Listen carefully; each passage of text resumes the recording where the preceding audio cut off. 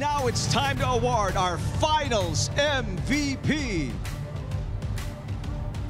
Ladies and gentlemen, your PVL Invitational Finals MVP is Kath Arado.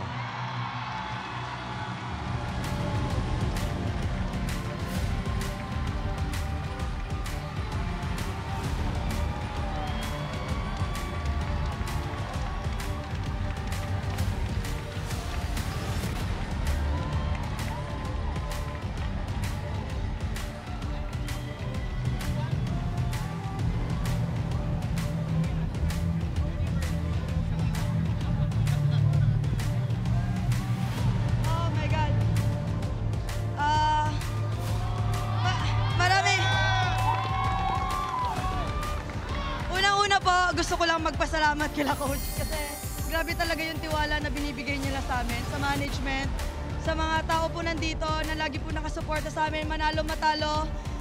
Maraming salamat po and sobrang proud lang po talaga ako na kasama ako sa history ng PLDT and kayo yung mga kasama ko.